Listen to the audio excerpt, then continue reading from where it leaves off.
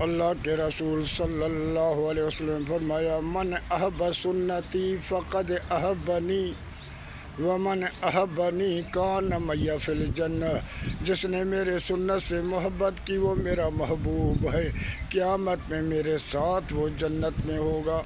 تو ہمیں سمجھنا چاہیے کہ اللہ کے رسول کی سنت کیا ہے، اللہ کے رسول کا طریقہ کیا ہے، کیونکہ اللہ کے رسول نے کھول کے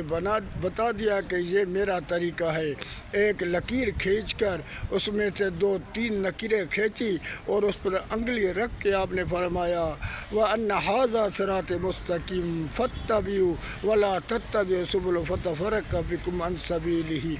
یہ میرا سیدھا راستہ ہے، اس پر چلو، ان سے جو بھی یہ دوسرے راستے نکلتے ہیں وہ شیطان کے راستے ہیں، ان پر چلو گے تو شیطان تجھے گمراہ کر دے گا۔ تو اللہ کے رسول نے بتا دیا ہمارا ایک ہی راستہ ہے، وہ ہے اللہ کا کلام اور میرا طریقہ، جو دوسرا راستہ ڈھونڈے گا وہ جہنم میں چلا جائے گا۔ اس لیے ہمارے اوپر فرض ہے کہ اللہ اس کے رسول سے محبت کرے اور اس کے طریقے کو سمجھیں اور اللہ اس کے رسول کی سنت پر چلیں اور ان کو اپنائیں، یہی صراط مستقیم۔